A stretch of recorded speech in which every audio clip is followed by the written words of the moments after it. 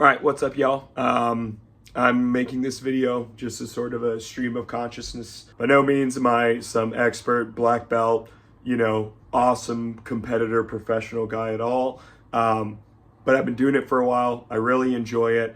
I have competed recreationally before, and I'm also a strength and conditioning coach. So this is kind of how I approach any kind of physical activity. I always am sort of putting my eye on it. It's just how I understand it. This is something that I think is so highly misunderstood in not only the jiu-jitsu world, but also just the combat sports world in general. And it's this idea of like high volume, sort of overkill, like super fatiguing, low weight, body weight circuit style training outside of jiu-jitsu being the best form of training to get you better at jiu-jitsu. Some caveats to this before I get into the full rant. These types of trainings certainly have their place if you're maybe cutting weight and you need to burn some additional calories outside of your practice.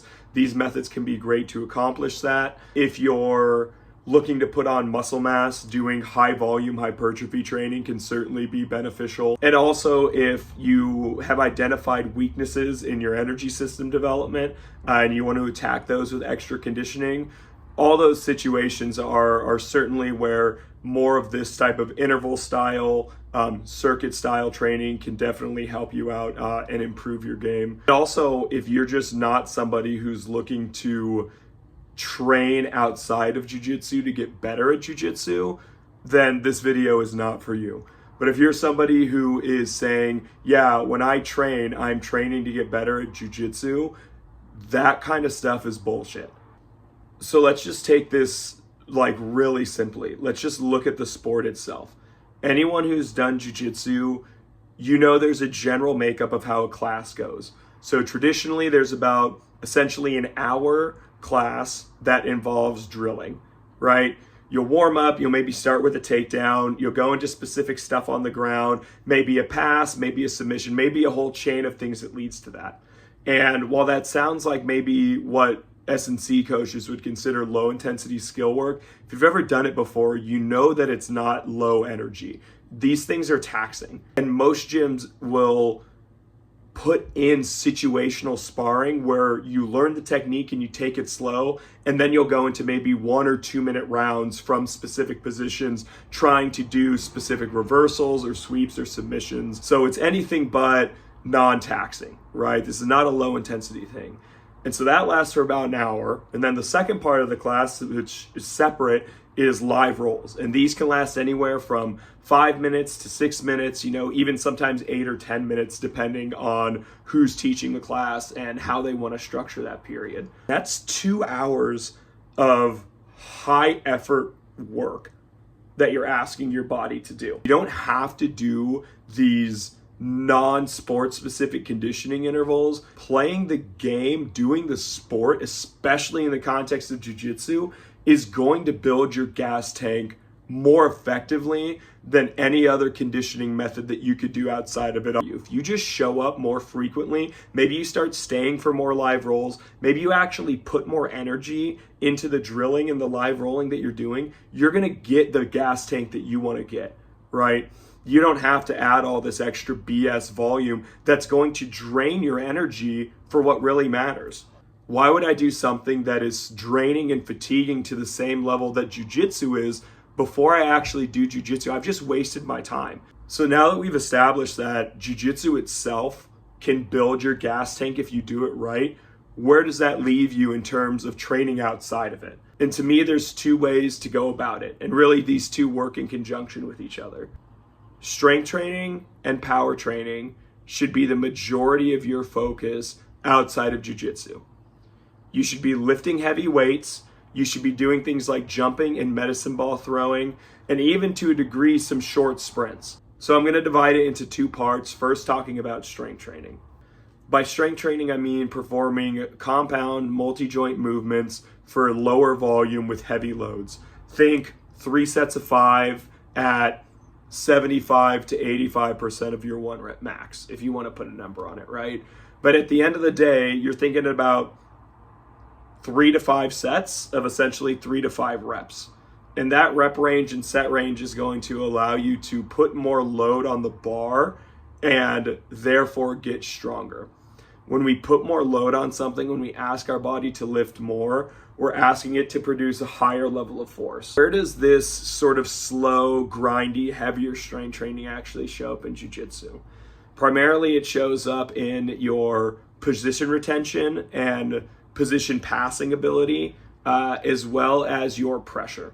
So in order to break somebody's grip or break somebody's posture, you have to have a certain level of strength. You have to be able to take that human and essentially deform them in a way that allows you to block key joints, break certain grips, get a more favorable or get out of a less favorable position and move into a new one that's favorable for you.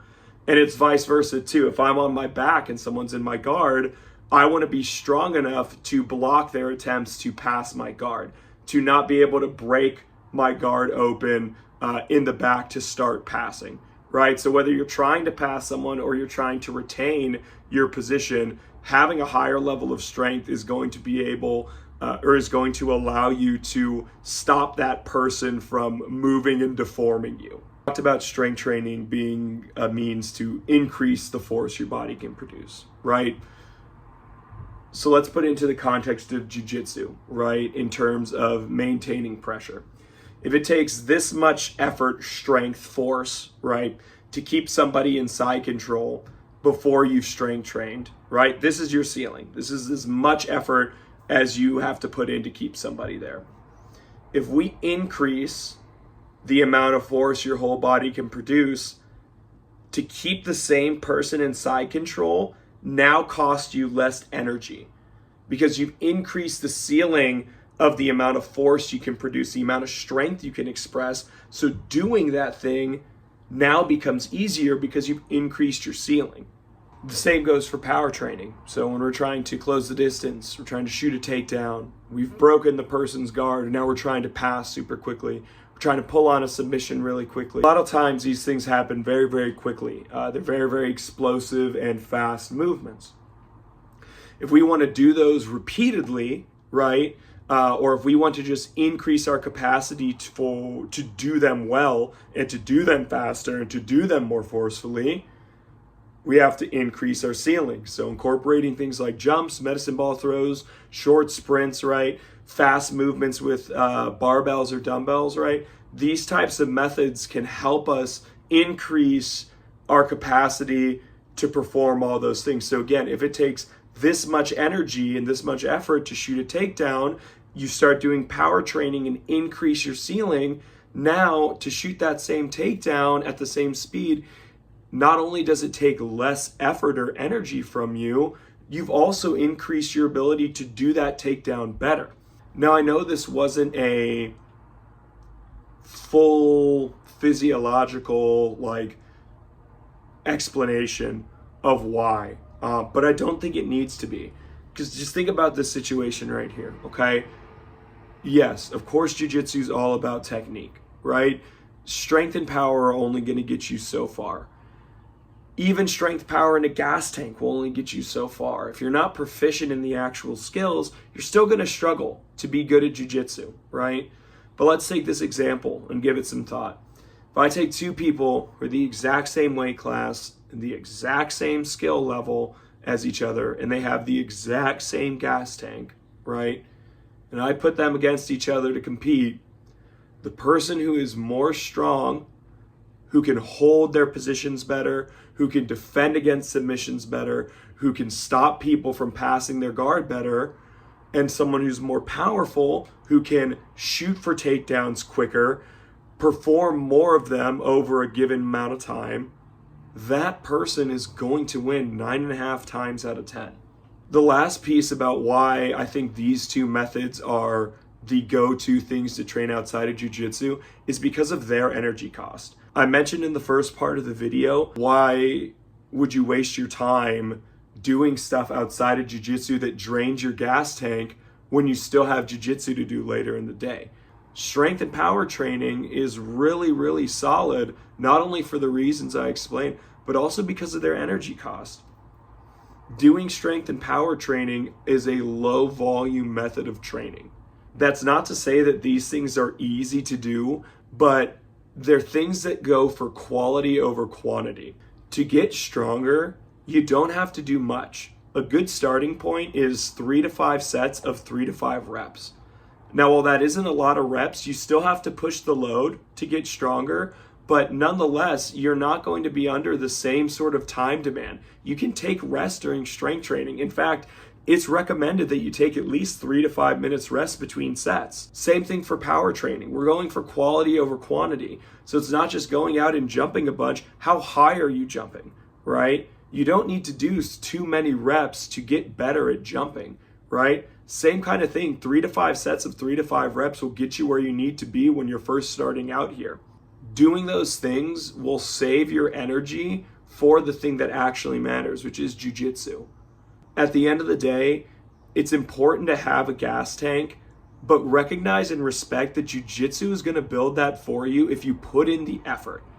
If you just go and you show up and you go through the motions, your gas tank's not going to be better, and honestly, you're probably not going to learn any jiu-jitsu and get better at any of the techniques. If you start actually giving it the respect it deserves and putting forth a good effort and really trying to push hard at practice, your gas tank will increase. We need to move away from these BS low weight, body weight circuits that just drain us and, yeah, sure, maybe feel more like we do at the end of jiu-jitsu session, but they just don't allow us to actually go and perform at the level that we want to when we get to the mats later in the day. Hope you like this video. I know it was kind of a rant, but I'm looking forward to making more.